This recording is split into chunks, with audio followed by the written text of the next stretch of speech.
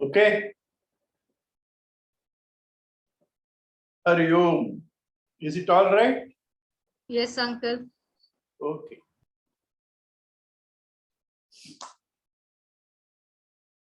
See, whenever you buy any instrument, even a car or even an ordinary mobile, laptop, TV, you get a book.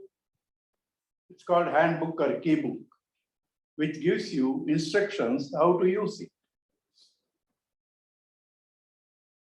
Similarly, we have books about all outside things.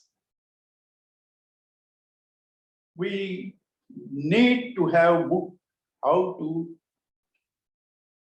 get the best out of us, because we, though apparently seem to be one, have got 4 dimensions: the physical, the emotional, the intellectual, and the spiritual. When all these 4 are in harmony, the experience that you get is peaceful, happy. So, how to bring them into harmony? You need a handbook. These handbooks are called Vedas. But in the Vedas, it's too large. There are several other things also in that. Because Veda means the book of knowledge. It has many things. But precisely the spiritual knowledge is in Upanishads. Upanishads can't be followed by everyone. They are terse, T-E-R-S-E, subtle, intuitive. Hence, Vyasa, out of compassion, brought the same essence of the Upanishads in the form of the Bhagavad Gita. Bhagavad Gita is the essence of the Upanishads. Second chapter of the Bhagavad Gita is the essence of the entire Bhagavad Gita. They put it like that because some people may not survive and go beyond the first 2 chapters, 3rd chapter, 4th, they may drop down. So they give the complete essence in the beginning itself. Second chapter is the beginning, is the essence of all that we have to know about ourselves, our life, outside world, God, how to keep in harmony within ourselves, how to keep in harmony with the outside world, how to keep in tune with God. This entire process is called yoga. Yoga means aligning with, joining with. So we have 18 yogas, 18 ways, different ways of connecting to God. And in that, the second chapter is called Sankhya Yoga. Connecting to God through logic, Sankhya Yoga. Here we have been told that what you are seeking, perfection, freedom from death and sorrow,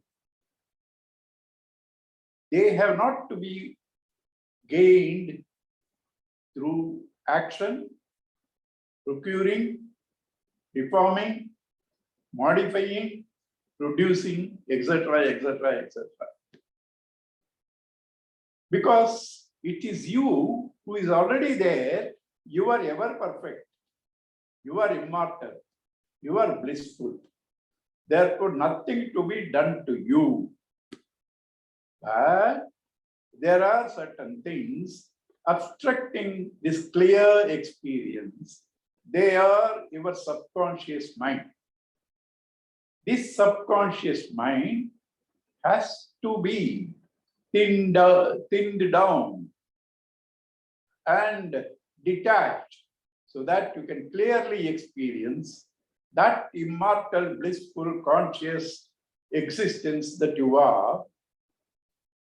And that is mainly at the physical level, karma yoga, at the emotional level, bhakti yoga, at the intellectual level, jnana yoga and dhyana yoga.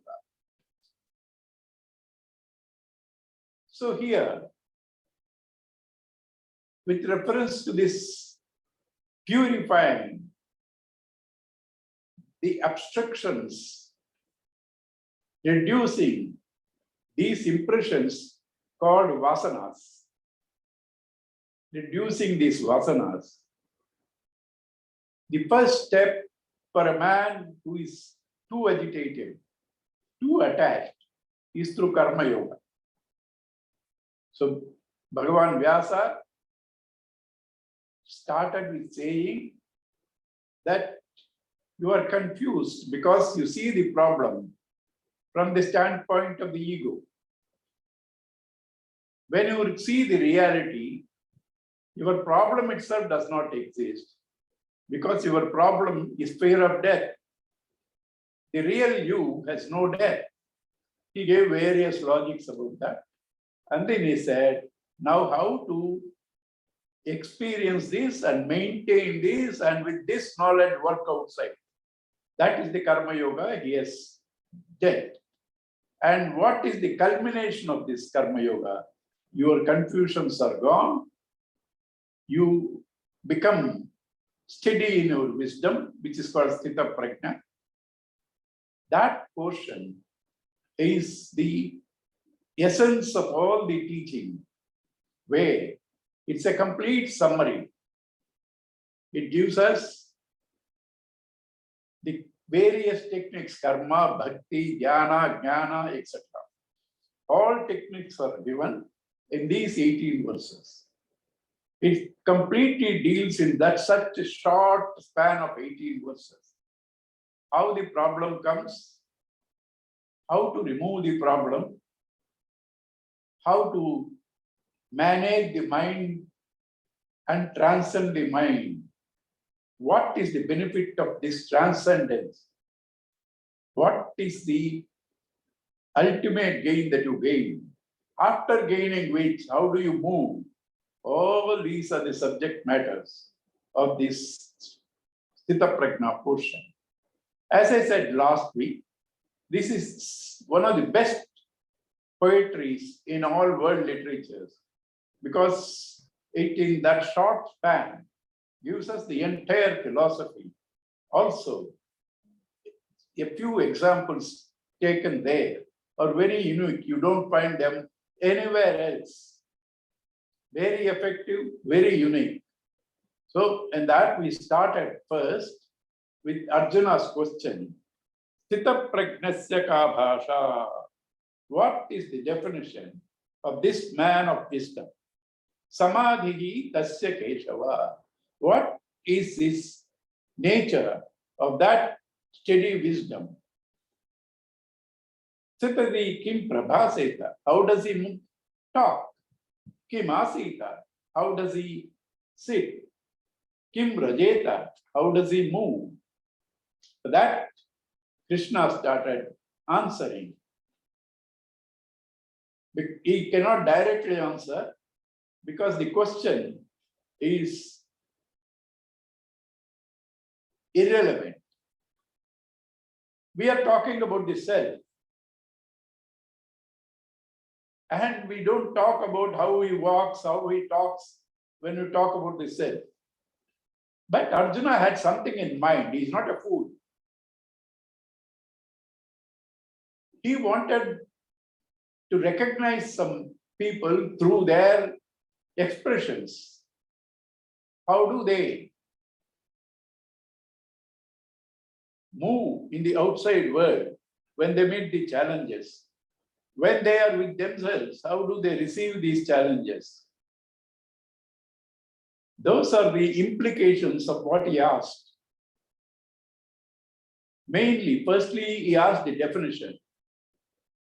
So the best definition was given, Prajahati yada kamam sarvam partha manogatam atmanayeva atmana tustaha sthita prajnasta docchati. What is the cause of our disturbance? The cause of our disturbance is our desire. Please note this. We think that we have more desires, will be more happy. Happiness is already there in you. It is covered, disturbed by the desires. Why do we get the desires? Because we feel we are incomplete. Why do you feel we are incomplete? Because we do not know that we are the self. Ignorance of the self breeds desires at the intellectual level, and then agitations at the emotional level, and actions at the physical level. So when he says, this person casts off all desires born out of imagination, what he means is, he has found the fullness in himself. He doesn't anymore have the sense of inadequacy because of which you have desires and agitations. That is this definition of a sthita prajna. After definition, now he says, when he meets the challenges, how does he receive them? Dukkeshu anudvigna manaha, sukheshu vigataspruhata, vita raga bhaya krodha, sthitatihi munirichyate. Dukkeshu anudvigna manaha. When sorrow comes, it is allowed a little agitation when somebody close to us pass away at a premature age. It is natural to be sad, but we have to bounce back to our real nature with the knowledge. These tragedies, these things happen because each one has a different GPS, route map to their evolution. They are all handled by God. So we do not question the wisdom of God. And everybody is monitored by all loving, all compassionate, all knowing God. Hence, nothing ever goes wrong. So we leave it to Him and come back to our balance and start working. So therefore, he says, Dukkeshu anudvigna manaha. He doesn't say you do not get depressed. Anudvigna manaha, continuously lost in that. Sukheshu vigataspruha. Happy news comes, don't get lost again in that excited, because next dukkha is waiting. You know, now you are in your drawing room. You are talking with Mr. Sukha, and dukkha has come. He is waiting for Sukha to leave. If he doesn't leave long, Sukha will come and butt in, and dukkha will come and butt in, and Sukha will leave. Dukkha, when you are talking, Sukha comes and waits outside. This is the nature of life. They come in procession. 1 minute this, next minute that. Without dukkha, you will not be knowing Sukha. Without Sukha, you will not be knowing dukkha. They are two sides of the same coin. And they belong to the body, mind, intellect. You are not the body, you are not the mind, you are not the intellect. You are the one who sees them. They are all seen. They come and go. You are the one who sees them. You have none of those things in you. Keep this identity. Allow things to pass on. Dukkeshu anudvigna manaha, sukheshu vigataspruha, vita raga bhaya krodha, sthitatihi munirichyate. These three words come often in Gita. Raga, bhaya, krodha. When you have a desire and you get it, you have attachment, raga. Attachment is I plus I want. I as a body, I want this, I want that. That's together is attachment. And when you get it, you have attachment. And when you get it, you have fear of losing it, bhaya. When there is an obstruction to get it, krodha. So those three are not independent, raga, bhaya, krodha. They are all the offshoots of ignorance, of desire, which is a product of ignorance. A man who has got the knowledge of the self never thinks he is the body, mind, intellect, doesn't come under the influence of ignorance, hence no fear, no attachment, and no anger. Naturally, the mind is peaceful. And now, when he is moving, he encounters certain pleasant experiences, certain unpleasant experiences. How does he face them? Next to us. Sukesh yes sarvatra nabhisneha tattat prapya shubha shubham nabhinandati nadvesti tasya prajna pratisthita yaha, whoever he may be. This is a universal pronoun peculiar to Sanskrit alone. In all other languages, you have pronoun for first person, singular person, second person, and a third person. But in Sanskrit, you have a universal pronoun applying to anybody. That is called yaha, sarvatra, all times, everywhere, anabhisneha, without attachment, tat prapya, when the corresponding things, shubha, ashubham comes. Pleasant, unpleasant, good and evil experiences come. Na abhinandati, na dvesti.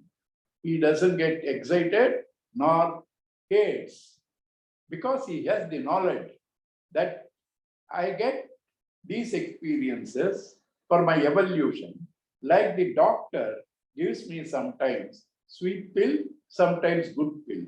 He accepts them as Bhagavan's prasada, and therefore he is not affected by them. Yet the Nabhinandati nadvesti. He doesn't get elated nor depressed. And such a person, wisdom is steady. That's the prajna. In Ramayana, this particular scene is emphasized by all the speakers. Rama was called and told, you are going to be coronated tomorrow morning. In the next 1 hour, he has been called and said, you have to go to the forest for 14 years. The description is, there was no elation when he was told he is going to be coronated tomorrow. There was no depression when he was said, you have to leave to the forest. This is a beautiful example of Rama in Ramayana, how the wise man doesn't get elated or depressed or apparently good and bad or pleasant and unpleasant experiences encounter us.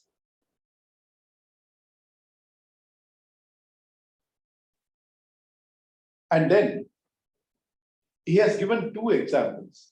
On himself, when dukkha sukha comes, how he is. When he is moving, when he counters good and evil experience, how he is moving. Now, when you move, sometimes you may be indifferent to good and bad, but sometimes there will be certain happenings which are detrimental to your peace, which agitate you. What shall you do? I told you there are a few examples in this which are extraordinary and unique. This is one of the examples. Yada samharate chayam urmogani vasarvasha indriyani indriyartebhyaha tasya prajna pratisthita. A tortoise can move in water and also can move on land. An enlightened man can be with himself can also move outside like a tortoise. But the tortoise, when it moves inland, sometimes the children may throw stones. It may sense some danger. It immediately withdraws all its 6 legs unto the shell and be protected by the shell. So this Jnani also, when he is moving, if he sees something not conducive to his balance, he withdraws the mind from these antennas, 5 senses. The 5 senses, even if they see, cannot receive the stimuli without the mind fixed to it.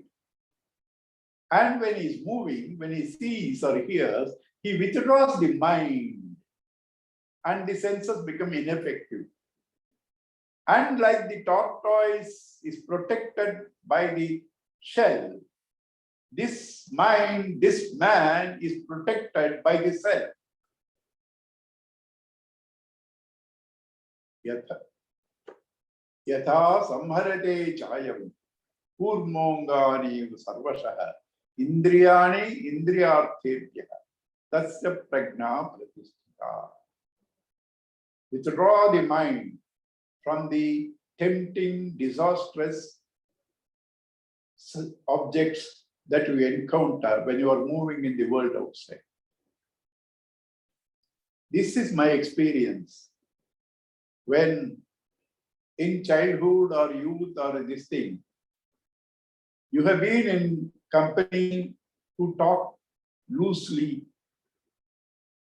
who gossip, talk all sorts of things. You have nothing to do with that. But now and then, because of association, those thoughts come to you. So better be protected from that company itself. Choose your company. Only satsangam. Satsangatve nissangatvam. Nissangatve nirmohatvam. What is satsangam? People who always talk, live in goodness. People who talk good things, who have good values, who live good life, who has only love for all. They don't gossip. Try to avoid sensuous company. Do not say, it won't affect me. You cannot say that you will take poison and it won't affect you, or you will touch fire and it won't burn you. Let us be careful. And the example given is like the tortoise. And then he says, when you practice like that, what happens? Vishaya vinivartante niraharasya dehinaha tasavajjam rasopyasya param društva nivartate. When you practice like that, Vishaya vinivartante, sense object recedes. When you fast to them, niraharasya dehina, rasavajjam, but a little taste will be there. Rasopi, even the taste, param društva nivartate, when you have experienced the higher bliss, that will also go. Initially, you have to withdraw. Initially, you have to abstain. When you do that, the sense objects, to a large extent, will recede from you, leaving a little taste. But when you are going on increasing your awareness of the self, that also, when you have a clear experience of the self, drop down. Gurudev gives an example. Supposing somebody is addict to liquor. When anybody comes to his home from abroad or from anywhere, he will get him a bottle of liquor because he knows his friend likes that. And one time somebody brought, this man said, I stopped taking liquor. From that time onwards, nobody brings in liquor. So when you have stopped, those objects also don't come to you. They withdraw because nobody will give you. Same thing with cigarettes. They will be giving you cartons when you are smoking. When you say I stop, nobody will give you. But a little taste will be there. That also, when you increase your awareness and alignment with the self, the blissful one will drop down. So this is the technique of sense management. The first was withdrawal. Second is what happens when you withdraw. So this is sense management.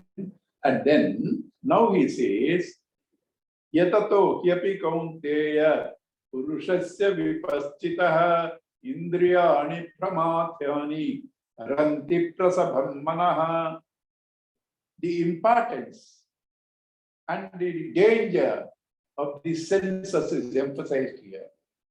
Vipaschitaha, even an intelligent man, not ordinary people, even an intelligent man, vipaschitaha, yatato hi api, even though sincerely striving, Kaunteya son of Kunti, Purushasya of this man, Indriyani Pramadini, the senses are turbulent. The senses are turbulent. And they haranti prasabam mana. They loot your mind. Even, what to talk of an ordinary man, even a wise man, intelligent man, these senses are so turbulent that they drift his mind away. Why is he saying this such depressing? To warn you, you have to be careful. Don't take things for granted. Why should I not take things for granted or even control? Life is meant to enjoy. Life is meant to enjoy. Definitely, God has given you that. But sir, you are not enjoying, sir. Objects are enjoying you, sir. You are not enjoying the world. The world is enjoying you. Objects are enjoying you. People do not die for want of food. That's a rare case. Most people die because of excessive food. People die because of excessive sense indulgence. Food, liquor, smoking, all these things. So you think sense enjoyment is meant for a happy life? No, sir. All your worries are for these things because when you don't have, you are agitated. When you gain them, you are agitated, you will lose them. When you lost them, you have regrets. Never, never, never a mind tuned to the senses can ever be peaceful. And that in the initial stages, having been attached to that for long, is not so easy to get away. Be careful. Okay, I'll be careful. But give me some tips how to manage this, because you yourself say, even for a wise man, it is too difficult. And we are all ordinary people. Just by saying it is difficult, how are we going to be saved? Now, in the next two verses, he gives the beautiful ladder of fall. How you come to the last stage of your evolution from the top. You must have all seen that chart, snake and ladder. Through the ladder, you go to the top. Buss. Finally, through the snake, you come to the bottom. How you come down is the ladder of fall. I told you there are a few examples unique. One was the tortoise. Next is this ladder of fall. Let us see that.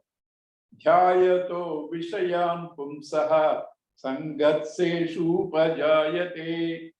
Oh, sorry. In between there is one verse. Tani Sarvani Samyamya Yukta Asita Matparaha Vashehi Yasyendriyani Tasya Prajna Pratisthita. So the senses are turbulent even for a wise man. So how does he control? Matparaha, keeping me as the goal. What is me? Not Krishna. Me, the ultimate happiness, ultimate security. Keeping that in mind, knowing these are obstacles. Matparaha. So keep that in mind, and then you will be successful in your self-control.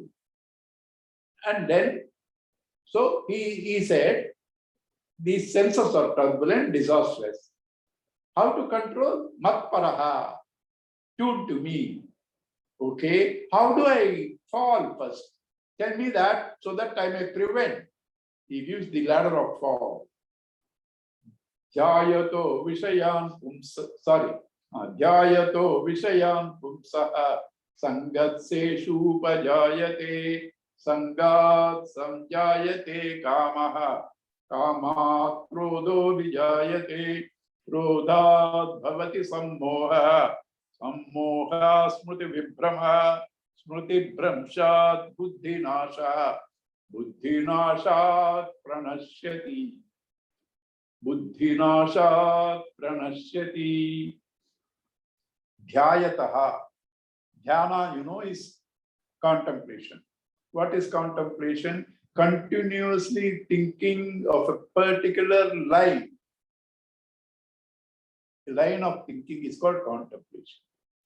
Thinking about anything continuously is called contemplation. Now you think of an object continuously. It is contemplation of the object. When you do that, what happens? You want to possess it. Supposing you were walking on the shopping arcade, mall or bazaar. You may see several things. You just appreciate and move. They won't bother you. You stop seeing it, and then you want to know one more information. What is this? How, where it is made? What is the price? The shopman will see you come in and he throws that on your head and you come back. Simple curiosity is enough. You just saw, you say beautiful and go. Even with persons, you see somebody, say, seems to be nice person, seems to be good person, beautiful person, leave. You think second time, third time. Second time is enough. Second time you think, it will lead to the third, it will lead to the fourth. Finally, like a ball that is left on the staircase, you catch it at the first step, you can catch it. You allow it to go to the second step, you cannot catch it. Same thing with our thoughts. The moment they rise, you arrest them. You can save yourself. You do not arrest them. They finally see that you are a miserable, third-rate scum. You are worse than a worm. It will bring you to that stage. I do not know how many of you have seen people who are drunk. They do not know their dress falling off. They are falling down. Such a pitiable state, they do not know. Very highly educated people, highly rich people, why do they have to go down to this level? Because of the addiction. The addiction doesn't come overnight. Addiction comes continuous thinking. And that is why all our friends will give the first drink or first cigarette free. Because once you take it, you will go for the second, third. You will keep their company and you will buy them also many a time. Therefore, they give you the first one free. Dhyayato Vishayan Pumsaha. Pumsaha, this man. Dhyayataha, continuously thinking. Kama, desire for those objects. Vishayan Pumsaha. Sangaha Teshu Upajayati. Attachment comes to them. Attachment. Attachment is I want it. Without it, I am not complete. I want it. Without it, I am not complete. This I plus I want is attachment. Feeling incomplete without it. Total dependence. That's called attachment. Dhyayato Vishayan Puksa. Sangaha Teshu Upajayate. Attachment to them comes. Sangat Samjayate Kamaha. Through the attachment to that, you get desire. Kama Krodho Vijayate. When you desire a thing, you don't get it, you get anger. Krodhat Bhavati Sammoha. An angry man loses his sense of proportion, his clarity. He gets deluded. And in that delusion, confusion, he loses all memory of all the good values that he had so far. He even forgets the relationship. He does not know whether he is talking to his teacher or father, husband to wife, wife to husband. They completely lose their balance, forget the relationship, and talk all sorts of things. Sammohat smriti vipramaha, through this delusion, loss of memory of all values and relationships. Sruti bhramshat buddhi nashaha. And when this memory has gone, the discriminative power has gone. Discriminative power, the intellect, sustains through the memory of all the knowledge and the values that were gathered. Smriti bhramshat buddhi nasha. Buddhi nashat pranashyati. When you have lost the sense of discrimination, you have become worse than animal. Because the difference between you and an animal is discrimination. You feel like easing yourself. You will not ease on the road. You will control and go home and do it. A dog, when it sees a wall or a car's tire, it will ease there itself. That is the difference between an animal and you. Because the dog doesn't have the discrimination. You are supposed to have it. When you don't have that discrimination, you are behaving like an animal without discrimination. So your fall is complete. Right? So that is the ladder of fall. And so what you should do, how you should move in the world, is giving another beautiful clue. Raga dvesha viyuktaistu vishayanindriyecharan atma vaishyair videyatma prasadamadi. Because it is said, objects are dangerous. Can you stop moving? You have to move in the world. You are in the office. Different people have different ways of living. You can't avoid. You have to be in the move. And in moving, you will encounter various opposite experiences. You can't avoid. What will you do? Raga, dvesha, viyuktaistu. Vishayan, indriyais, charan. When you are moving in the world of objects, when you are moving in the world of objects, with the senses, you move without attachment and aversion. Is it possible? Yes, it is possible. When you are getting a greater happiness, where is that? Atma Vashyer Videy Atma.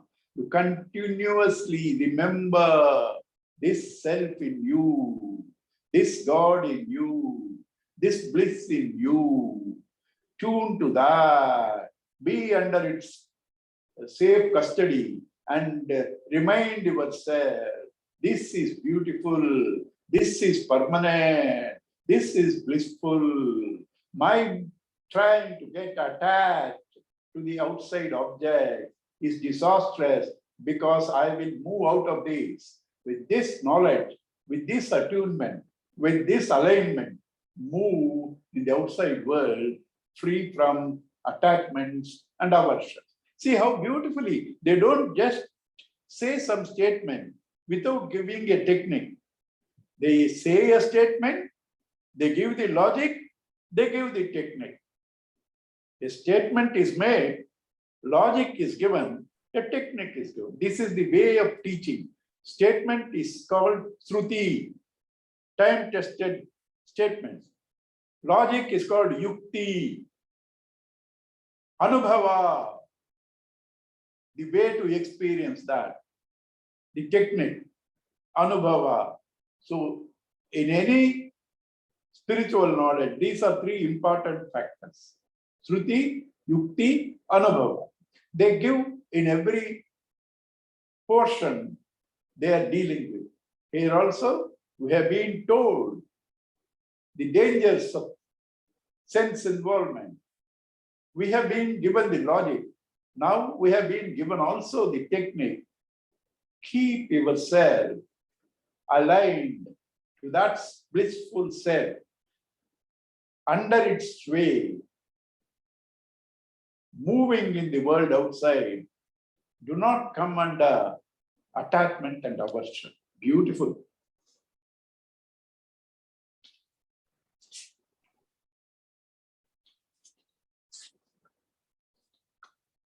He said there, when you move there, prasada madhigacchati, you shall gain peace.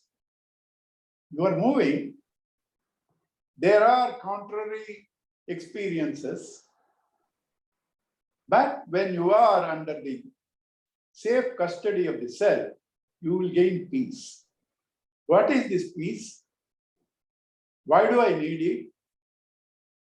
Can't I get this from enjoyment of the outside world? How does it help? That is given in the next one or two slokas. Prasade sarva dukkhanam anirasyopajayate prasanna chetaso yashuhu buddhi paryavadishtate. Prasade, in this quiet mind, sarva dukkhanam anihi upajayate. All your sorrows are erased.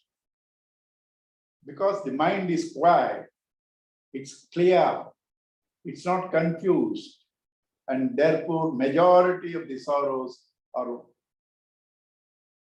wiped out because they are all born out of confusion. So, prasanna chetasaha, such a pleasant mind, calm, quiet mind, buddhihi parhi, his intellect, paryavadishtate, becomes steady. So this prasada, that is this symbolism of getting prasada in the temple. After the puja, you gain peace. After the puja, you gain peace. So that peace is represented by the prasada they give. And when they give the prasada, you don't question, little salt is more, salt is less. You close your eyes and take it. Same thing. When you move in the outside world, pleasant and unpleasant experiences, you take it as his prasada. And such a man's wisdom is steady. Indriya anam hicharatam yanmanonu vidhiyate tadasya harati prajnam vayurnavamivambhasi. Oh, sorry, one more. Nasti buddhirayuktasya nachayuktasya bhavana nacha bhavayata shantihi ashantasya kutasukam.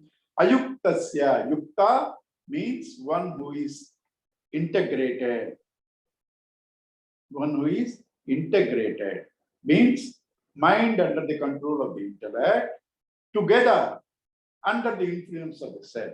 That's called yoga, that is called yukta. Ayuktasya, one who is not integrated, one whose mind is not under the influence of the intellect and the self, he cannot meditate. Buddhihi, he has no discrimination for this ayuktaha, and also no, he cannot meditate. Nasti buddhihi ayuktasya, nacha tasya bhavana. No discrimination, no meditation. Nacha abhavayataha, one who has no mind doesn't rest in meditation. Nacha bhavayata shanti, there is no peace. And if there is no peace, there is no comfort. You may have all the best of things in our house, centrally air-conditioned house, double bed, imported cushions. Every room has a fridge with all beautiful chocolates. You can't sleep, sir, if your mind is restless. If your mind is peaceful, you can sleep on the road. So without peace, you can't enjoy comforts. Tyagaraja sang this. Shantamuleka saukhyamulir. Without peace, there is no comfort at all. So this peace is taken away when your mind doesn't settle in meditation or has discrimination, because it is not integrated, means it's not tuned to the self. Indriyanam hicharatam yanmanonu vidhiyate tadasya harati pragnam vayurnavamibhambasi. And then now he says, say you are moving on the bazaar or mall or anywhere. Your eyes see, but your mind doesn't flow through them. Mind is elsewhere. Those objects cannot attract. If the mind follows the senses, then you become a victim. If the mind doesn't follow the senses, you, in spite of these perceptions, you do not ruin yourself. Because senses, eyes by themselves, without the mind functioning through them, cannot see. Ears cannot hear without the mind. Many a times you must have seen this. Somebody passes before you. You have not noticed because your mind is elsewhere. Somebody said something you didn't hear because the mind is elsewhere. So if these things should not disturb you, shift your mind from perceptions to the perceiver, the self. Shift your mind from perceptions to the perceiver, the self. Then the senses become ineffective. Indriyanam hicharatam yanmanonu vidhiyate tadasya harati pragnam vayurnavamibhambasi. The person whose mind is lost in the senses, follows the senses, is like a boat drifted away by winds. He is like a boat drifted away by the winds. Right? Therefore, control the senses. Tasmad yasya mahabaho nigruhitani sarvashah indriyani indriyakebhyah tasya prajna pratisthita. Tasmad, you must have seen in this Sankhya Yoga, he gives the logic, and after a few verses, yes, tasmad, therefore. That's why this chapter is called chapter of logic, Sankhya. So here also, he has given the entire mechanism of the sense control, sense management, and sense transcendence. Mind control, mind management, mind transcendence. He has given the complete scheme. Having given that, he says, Tasmat, therefore, Mahabaho, mighty arm, Nigrhitan Sarvashaha, having controlled from all directions, Indriyani, Indriyarthepya, the senses from the sense objects, Tasya Prajna Pratisthita, his wisdom is steady. Mahabaho, this word is important here. Mahabaho, man with mighty arms. Your physical valor is no valor. Trying to kill a few people if you can't control your own mind. Therefore, your real Mahabaho, your real strength should be in controlling your mind. If you don't do that, you are lost. Now, one more extraordinary example. You will get two here, two more lovely examples. This is very, very, very beautiful. Sir, in this life, we have several challenges, several crises. Small, paltry sense enjoyments that they give us relief. You say you do not go after them. How do we live, sir? Is it practical, sir? We go mad because life is like that. Where do we get our relief? Where do we get our joy, happiness? Beautiful example. You are asking this question because you do not know the real happiness is in you. And because you do not know that, you are lost in this paltry, destructive sense enjoyments, thinking that that is happiness. A man who knows this is not tempted by the senses. A man who is attuned to the senses will not be tuned to this. Both cannot go simultaneously. You cannot be with the self which is inside and be with the senses which are extrovert. You can either be introvert or extrovert. You cannot simultaneously be an introvert or an extrovert. You cannot be a waker and a dreamer simultaneously. Either you are sensuous or you are fulfilled in the bliss of the Atman. So, when you have controlled all your senses, you are not in a vacuum. You are not in distress. You are not in boredom. You enjoy infinite happiness, total happiness. The man who is awake to this happiness sleeps to the experiences of an ignorant man. The man who is awake to the experiences of an ignorant man sleeps to this blissful self. That is given in the next example. Yanisha sarva bhutana tasyam jagati samyami yasyam jagrati bhutani sanisha pashyato mune. Yanisha sarva bhutana, that which is night to all beings. Tasyam jagrati samyami, the self-controlled man is awake in that night. That which is night to the ignorant people, is in that he is awake. Yasyam jagrati bhutani.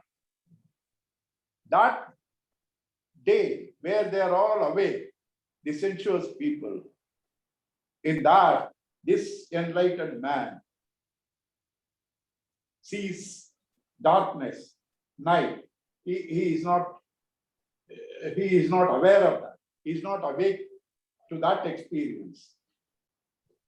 What is night to others is day to him. What is day to him is night to others.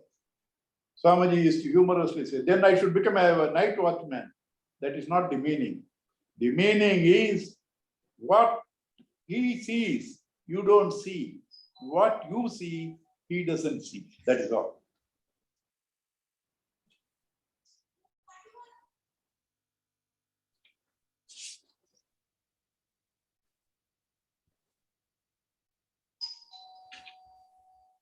And that, what is that state? You are talking so gloriously that once you see that, you become indifferent to senses. A sensuous man cannot see it. What is that glorious state? He gives another example, which is extraordinary again. Apuryamanam achala pratistham samudramapa pravishanti yadvat tadvat kamayam pravishanti sarve shashanti mapnoti nakamakami. You know, you are seeing floods everywhere. A floods means trillions of gallons entering. Even normally without floods, rivers like Brahmaputra, Amazon, they are almost like seas. Every minute, gallons and gallons are entering into the ocean. Ocean keeps its level. It's not elated because it is full. It is not elated by the entry of this. It is full. And sometimes there is no rain.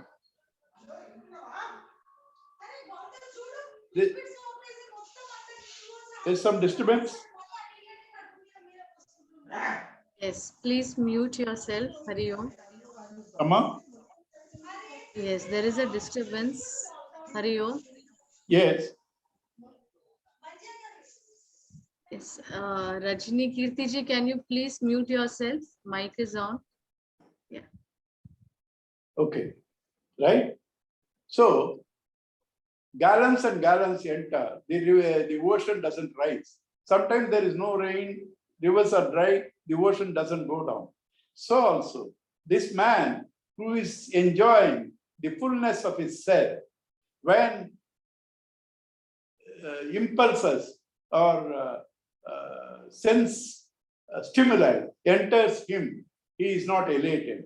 When they do not, he is not depressed. He is full in himself, like the ocean.